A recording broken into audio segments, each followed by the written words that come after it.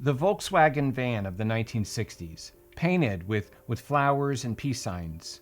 Perhaps this is the perfect icon for progressivism. The kids who got into these vans weren't just leaving home, they were leaving behind the culture of their parents, their values, their traditions, to create a new world, a better world.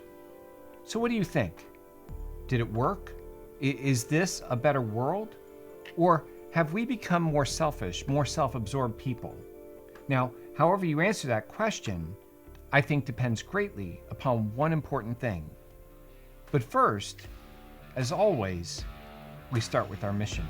Always remember, God created us for this time and for this place. If we learn this faith, if we live this faith, if we share this faith, what will the next 100 years look like? Join the mission. Some weeks ago, my pastor was preaching on the sacrament of marriage, and of the whole homily, one line jumped right out at me. He said, "Divorce is a pandemic." Now, I spent a lot of time thinking about that one line. Now, perhaps a few years ago, it wouldn't have affected me so much. But now, that word pandemic has become so much more meaningful. We understand this idea of an illness that starts and then spreads, eventually infecting a whole society. So while reflecting on that one line, divorce is a pandemic, it occurred to me, if you're my age, if you grew up in the 80s or maybe the 90s, maybe you can relate that for many of us, looking back on our family trees, we don't see any divorce, not anywhere. Well, not until we get to the 70s and the 80s. And then after that, it explodes into our families like a pandemic. And then consequently, throughout the whole culture. Now, this homily just happened to be at a traditional Latin Mass. And while I was listening to these words and thinking these thoughts, this is what I was holding in my hand. This is an actual 1945 missal. This is not a reprint. And what is significant about this missal is that it was not given to me by my family. This is not a Shapezi family heirloom. It was a gift given to me by a teacher. And ironically, she was a Protestant. But in 1945, her family was Catholic.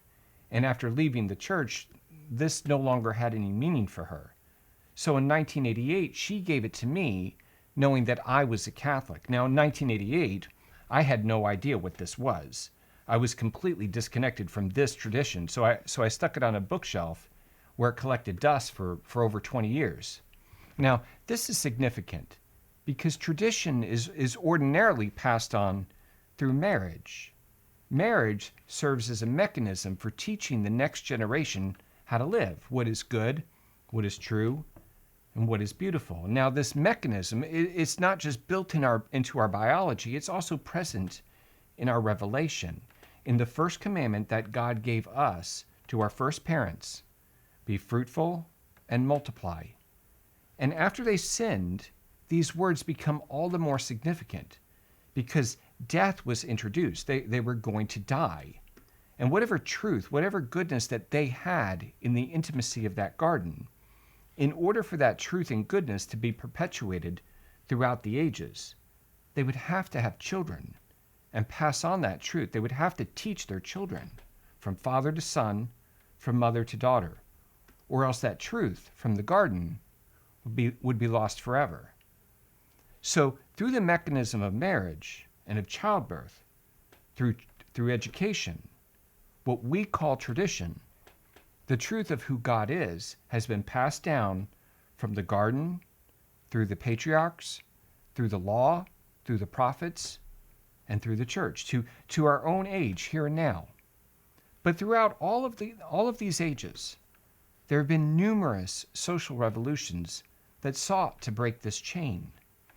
The Reformation, the Enlightenment, the French Revolution, 19th century ideologies such as nationalism, the rise of racism, communism, the world wars, the sexual revolution.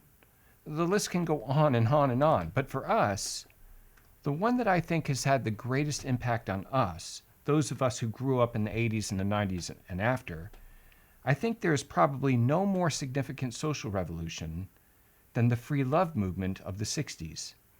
From that movement, hedonism has spread across the earth, destroying the institution of marriage. and the birth of children. And without a next generation, the truth of who God is cannot be passed on. When they separated us from our heritage, the tangible heirlooms of our past, our rightful inheritance, they robbed us of the reality that God is real, that he truly exists, that he has saved us, that while this world is fallen, we have a real and true hope in his generous mercy. Now this is my grandfather's watch, and this is my grandmother's rosary. And in this old box, I have a number of these old heirlooms. Now I ask you your opinion. Do I have the right to pawn this watch? Can I sell this rosary? Can I make the decision that this watch, it's too old-fashioned? Today we have better watches. We have smart watches. So this old thing, it has to go. Now legally, these things are mine. They belong to me. So technically, I have the right to pawn them. But would I be doing an injustice to the next generation? Because technically, these belong to this family. I'm just the custodian. And I have a responsibility to the family, to the family alive here and now, and the family that will come after me, to preserve these things in the condition that they were handed to me. Think about this. This is a hard thing to say out loud, especially if we are talking about people who we all know and we love. But when that generation got into these Volkswagen vans and traveled across the country engaging in the free love movement, were they honoring the tradition handed on to them? Were they being good custodians of the family's heritage? When they got off those vans, did they have anything left to pass on to the next generation? When they got on those vans, divorce almost virtually didn't exist. But when they got off those vans, not only was divorce a common practice, but so was birth control and then Roe versus Wade. We, their children and grandchildren, we were due to receive from them our family heritage. But what we received instead was single-parent homes and keys tied around our necks. Our fathers did not pass on the tradition that they received because there were no fathers to pass anything on. So I ask, did they have the right to get on those vans? Did they have the right to engage in that free love movement? Perhaps it made sense to them at the time. Perhaps they had a lot of fun. But what was the cost? And who had to pay it? We, their children and grandchildren, got robbed of our heritage. So did the free love movement make our society better? There's only two answers to that question, either yes or no. And your answer depends only on one thing. Do you believe that the deposit of faith should be perpetuated in every generation? This new world doesn't view us this way. It views each of us as a problem that takes up too much space or too many resources. If we are not somehow useful, then it'd be better if we weren't ever born.